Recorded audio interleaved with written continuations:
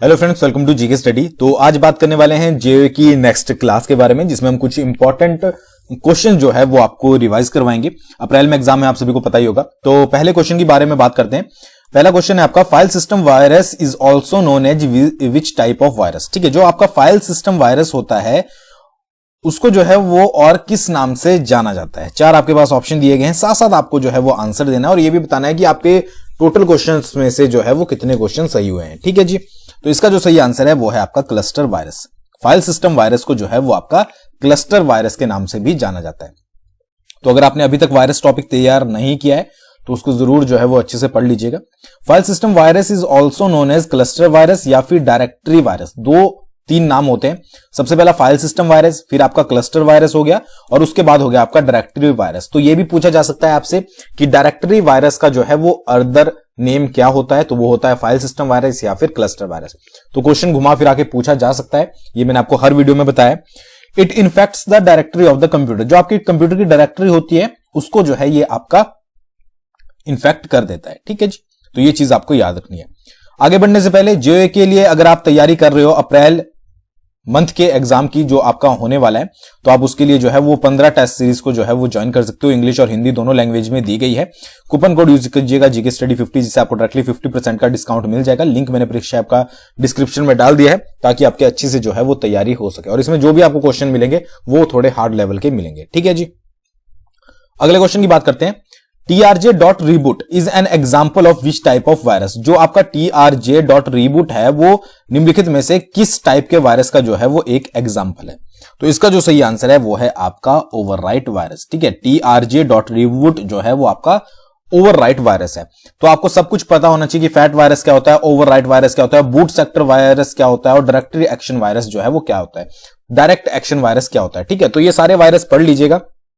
नहीं आपने अभी तक पढ़े तो मैंने जो 817 के लिए वीडियोस बनाई थी उसमें मैंने पढ़ाया है, वो भी आप एक बार चेकआउट कर लीजिएगा प्लेलिस्ट में जाकर।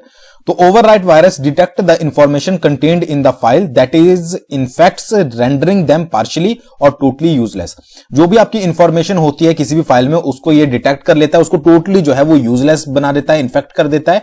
तो इसका काम जो है वो ये होता है। तो trj.reboot भी क्या है, एक आपका ओवरराइट वायरस है, वे एक आपका ओवरराइट वायरस है और tribal.88.d भी जो है वो आपका एक ओवरराइट वायरस है। ठीक है, तो वायरसेस के बहुत सारे आपके एग्जाम्पल होते हैं, उनको एक बार जो है वो अच्छे से रीड कर लीजिएगा।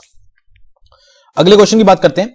अ stored link to a web page in order to have a quick and easy access to is later is called what.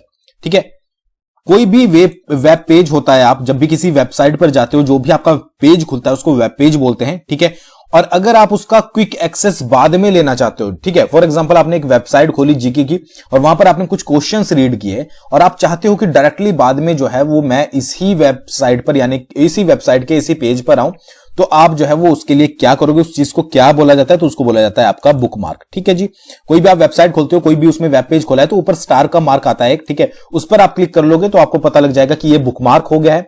तो जब भी आप कभी उसी पेज पर दोबारा आना चाहते हो तो आप बुकमार्क में जाएंगे, उस पर क्लिक करेंगे तो आपका वही पेज जो है वो एक्सेस हो जाएगा, तो उसको जो है वो बुकमार्क बोला जाता है।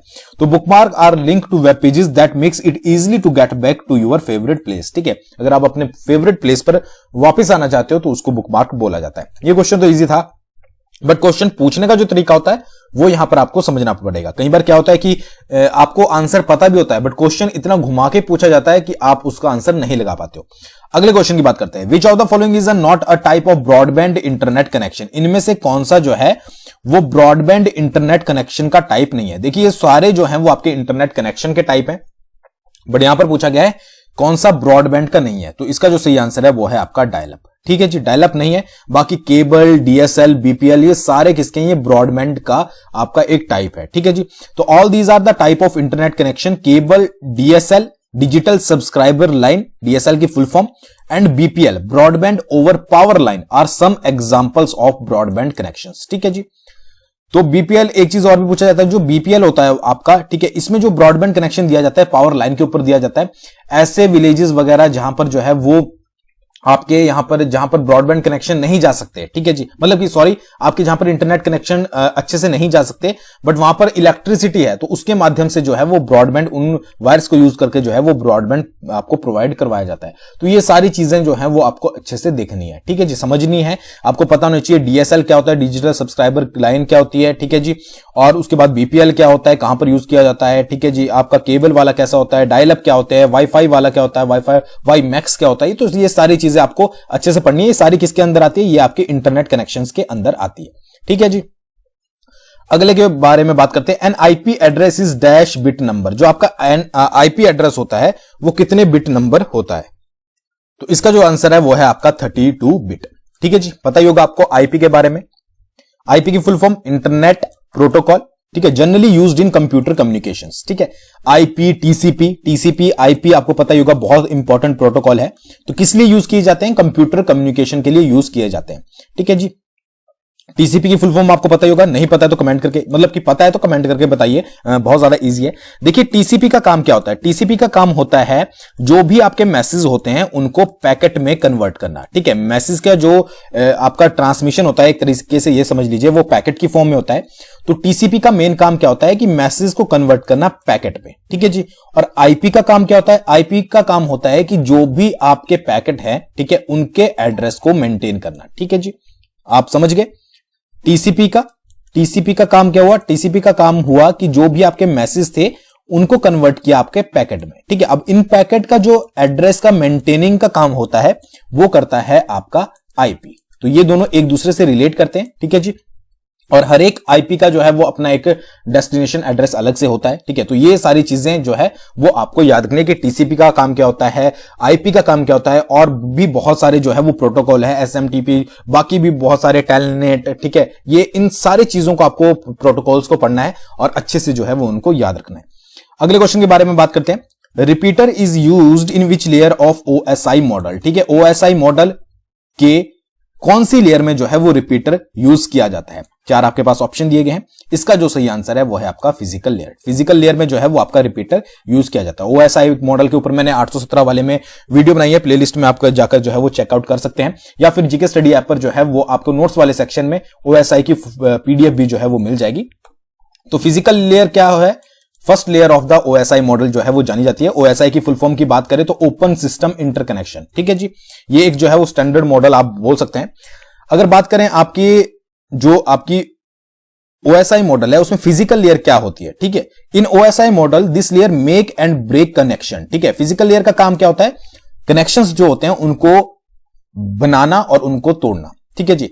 वोल्टेज को डिफाइन करना और डेटा रेट्स को डिफाइन करना, डेटा बिट्स को जो है वो इलेक्ट्रिक सिग्नल्स में कन्वर्ट करना। ये सारे काम किसके होते हैं, ये सारे काम आपके फिजिकल लेयर के होते हैं। इसी तरीके से डेटा लिंक के भी अपने अपने काम होते हैं, नेटवर्क लेयर के भी अपने अपने काम होते हैं, एप्लीकेशन लेयर के भी अपने अपने काम होते हैं। एक बार देखिए बात कर लेते हैं। देखिए सबसे पहली लेयर होती है आपकी फिजिकल लेयर, नीचे से ऊपर की तरफ जो है वो काउंट होती है। फिर आपकी डेटा लिंक लेयर होती है, फिर आपकी नेटवर्क लेयर होती है, फिर आपकी ट्रांसपोर्ट लेयर होती है, सेशन लेयर होती है, प्रेजेंटेशन लेयर होती है, और उसके बाद एप्लीकेशन लेयर होती है। तो इन सभी लेयर्स के जो है वो अलग अलग काम होते हैं, ठीक है। ये चीज आपको पढ़नी पड़ेगी। उसके बाद इन लेयर्स पे कौन कौन से प्रोटोकॉल वर्क करते हैं, कौन कौन से प्रोटोकॉल यूज होते हैं, वो भी आपको पढ़ना पड़ेगा। और एक क्वेश्चन इस तरीके से बन जाता है कि भाई ओएसआई मॉडल की फोर्थ लेयर कौन सी होती है, तो आपको यह भी पता होना चाहिए कि ट्रांसपोर्ट लेयर का नंबर कौन सा है, प्रेजेंटेशन लेयर का नंबर कौन सा है, डेटा लिंक लेयर का नंबर कौन सा है। तो ये सारी चीजें जो है वो आपको अच्छे से पढ़नी है, ठीक है। उसको पढ़ने के बाद जो है वो ओएसआई मॉडल आपका कंप्लीट हो जाएगा। ओएसआई मॉडल से क्वेश्चन कौन से बनते हैं, प्रोटोकॉल आपसे पूछ लिए जाएंगे, कौन कौन सी लेयर है और उनका वर्क जो है वो क्या क्या है। तो एक बार अच्छे से इसको जो है वो रीड कर लीजिएगा। अगले क्वेश्चन की बात करते हैं। The actual amount of data transmitted between two computers is known as what, ठीक है। जो आपका एक्चुअल अमाउंट होता है डेटा का जो दो कंप्यूटर के बीच में ट्रांसफर किया जाता है उसको क्या कहा जाता है, तो उसको कहा जाता है आपका थ्रूपुट, ठीक है जी, याद रखिएगा। Throughput is the amount of data that is actually transmitted between the two computer, it is specified in bits पर सेकंड। ये इंपॉर्टेंट है कि इसको कैसे स्पेसिफाइड या मेजर किया जाता है, तो बिट्स पर सेकंड में इसको जो है वो मेजर किया जाता है। हो गया क्लियर। अगले क्वेश्चन की बात करते हैं। Data is transferred from one place to another in the form of signals, ठीक है। जब भी आप कोई डेटा को ट्रांसफर कर रहे हो एक प्लेस से दूसरे प्लेस पर, तो वो किसकी फॉर्म में होता है, वो सिग्नल्स की फॉर्म में होता है।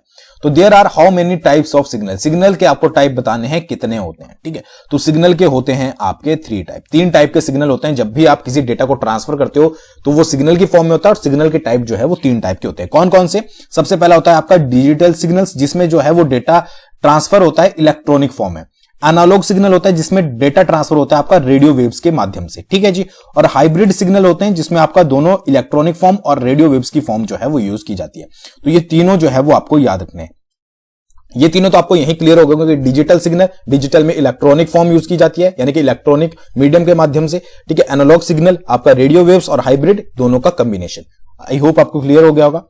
अगले क्वेश्चन की बात करते हैं। Mobile phone is an example of which type of communication channel. देखिए कम्युनिकेशन चैनल जो है वो आपके 3 टाइप के होते हैं, ठीक है। सिंपलेक्स, हाफ डुप्लेक्स और फुल डुप्लेक्स। तो इसमें से मोबाइल फोन जो है वो कौन से का एग्जांपल है, तो वो है आपका फुल डुप्लेक्स का, ठीक है जी। अब इनको मैं आपको यहीं समझा देता हूं, यहां से आपको कहीं पर भी पढ़ने की जरूरत नहीं पड़ेगी। कम्युनिकेशन चैनल की बात करें, सबसे पहले अगर सिंपलेक्स चैनल की बात करें, देखिए सिंपलेक्स चैनल में क्या होता है कि आपका जो है एक ही साइड से जो है वो कम्युनिकेशन होगा, ठीक है। यानी कि जो है वो आप एक ही साइड से जो है वो कम्युनिकेशन को जो है वो भेज सकते हैं, ठीक है। एक कम्युनिकेशन की ट्रांसफर कर सकते हैं या फिर सिग्नल्स की ट्रांसफर कर सकते हैं, दूसरी साइड से जो है वो आपको कुछ भी रिस्पांस नहीं आने दे। फॉर एग्जांपल मैं आपको एक बात समझा देता हूं, कीबोर्ड, ठीक है। कीबोर्ड से आप कंप्यूटर में क्या होता है, कीबोर्ड से आप कंप्यूटर में इंस्ट्रक्शन दे सकते हैं, कंप्यूटर से तो कीबोर्ड में इंस्ट्रक्शन नहीं दे सकते। तो जहां पर एक ही मीडियम रहता है वहां पर जो है एक ही डायरेक्शन में अगर आपका कम्युनिकेशन हो रहा है तो आप जो है वो यहां पर वो होगा आपका सिंपलेक्स चैनल।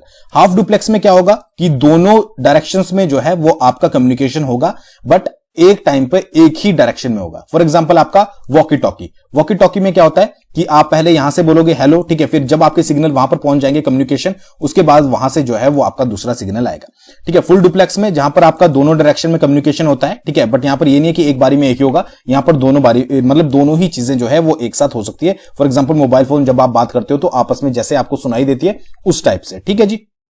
तो ये चीज आपको याद रखनी है। अब बात करते हैं कुछ इंपॉर्टेंट आपकी फुल फॉर्म के बारे में। एमपीईजी, एमपीईजी की फुल फॉर्म होती है मूविंग पिक्चर्स एक्सपर्ट ग्रुप्स, ठीक है जी। MICR, magnetic ink character recognition, ठीक है, इंपॉर्टेंट है, याद रखिएगा। RARP, reverse address resolution protocol. ROMB, read out motherboard, ठीक है, read out motherboard. PCL, portable document format, PDF की तो आप सभी को पता ही होगी, पोर्टेबल डॉक्यूमेंट फॉर्मेट। पीएपी की क्या होती है, पासवर्ड ऑथेंटिकेशन प्रोटोकॉल, ठीक है जी। कोमल यानी कि COMAL, कॉमन एल्गोरिथमिक लैंग्वेज, और CMOS, complementary metal oxide semiconductor, ये कई बार पूछा जाता है। और एल्गोल की फुल फॉर्म होती है एल्गोरिथमिक लैंग्वेज, ठीक है। तो ये कुछ इंपॉर्टेंट आपकी फुल फॉर्म्स हैं जिनको आपको रीड करना जो है वो जरूरी है। तो आई होप आपको आज की वीडियो पसंद आई होगी। थैंक्स फॉर वॉचिंग, बहुत जल्दी मिलेंगे नेक्स्ट वीडियो के साथ।